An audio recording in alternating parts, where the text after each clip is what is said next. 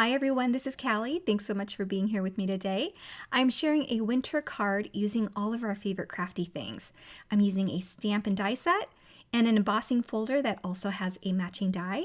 And we're going to be coloring with some ink blending as well as Copic markers. And of course, we've got some embellishments in the form of glitter.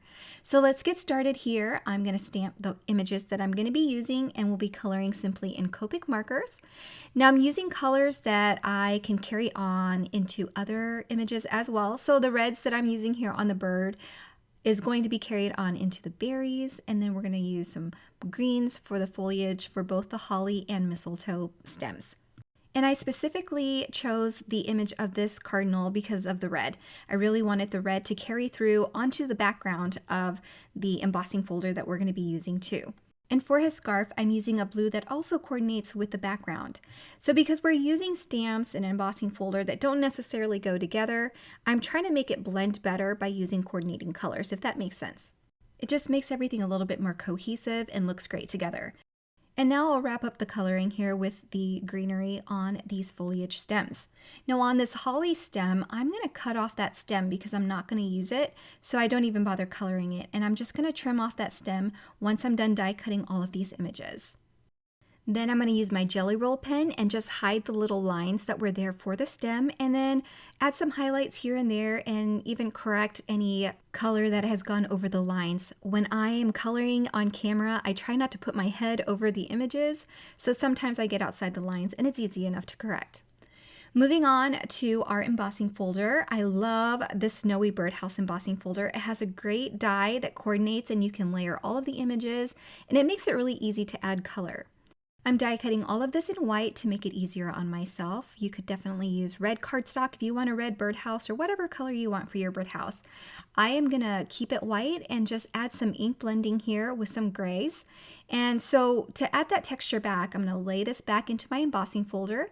You can definitely tape it down if you don't trust yourself. And I'll run this through my die cutting machine to get that wood grain texture on that birdhouse. And then I'll run a full-size panel through that embossing folder for a background, and I'll be ink blending that and using it later. I wanted a simple white birdhouse, but I also wanted to add some shading to it. So to do that, I'm going to be using some Post-it tape to mask off the roof and the base of the birdhouse. Then I'll use some light gray ink to ink blend so that that wood grain really shows through. I ink blend lightly in a circular motion, but I also sweep that ink in onto those planks between each of the wood panels, if that makes sense. So I'm just sweeping it in, getting a deeper amount of color in between each of those lines and grooves, and that really helps accentuate the planks that are on this birdhouse. So just adding more details, a bit of color for our white birdhouse. I repeat this process from the bottom up, so I'll be ink blending from the base of the birdhouse and sweeping that ink up towards the center of the birdhouse too. That way we can really get that interest from top and bottom.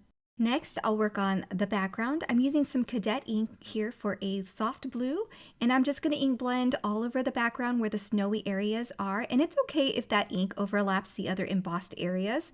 We're going to be covering that birdhouse up with that layer that we just finished in white, and then we can also color over those pine stems with Copic markers.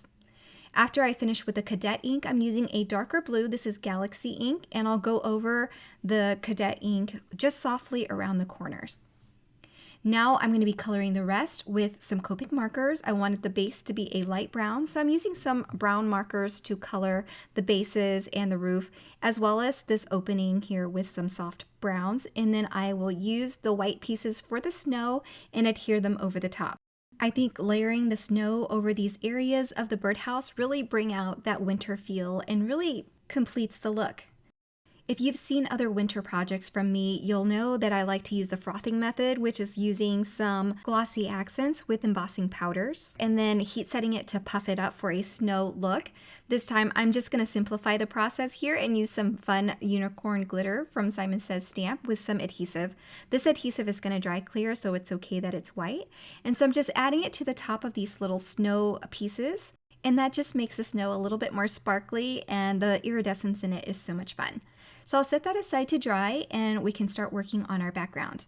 Now, before I start coloring the pine and the foliage at the bottom of the card, I really wanted that snow to be more white. So I'm using some white pigment ink and just running it over the top very lightly to get that snow white. Of course, you could also use a sanding block. I don't know why I never think to pull out a sanding block when I want to do that. But anyway, I am going to color all of these pines here with some Copic markers. It's really easy to lightly color your embossed images with Copic markers. You can also tilt your Copic marker on its side a little bit more to just barely catch the top of those embossing lines. But because the pine cones are really wispy, it was really easy for me to just color it as normal. And I did add some interest to the pine cone using some different shades of brown.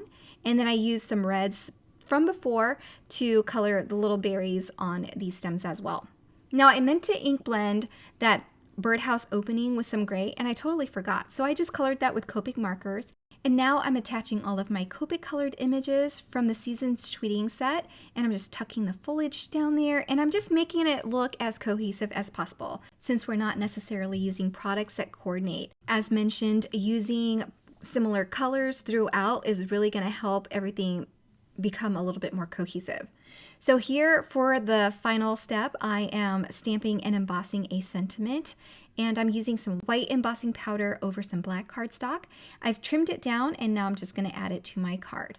I'm going to add this panel to a card base, but I'm not quite done. I really wanted to add some more glitter to the pine cone, and as well as some of the colored images that we colored with Copic markers. So I'm using my liquid adhesive again and just adding little dabs of glue here and there wherever I want my glitter to be. Then I'll sprinkle some glitter on it and then tap the excess off. I'll do this all around the foliage at the bottom and on this holly here at the top, and then that will finish my card. I hope you enjoyed using all of our favorite crafty things on this one card, using stamped images, dies, an embossing folder, ink blending, and Copics. Thank you so much for stopping by, and if you're interested in any of the products that I use, be sure to check out the links below as well as on the coordinating blog post, where everything will be linked for your convenience. Have a wonderful day, everyone. Bye.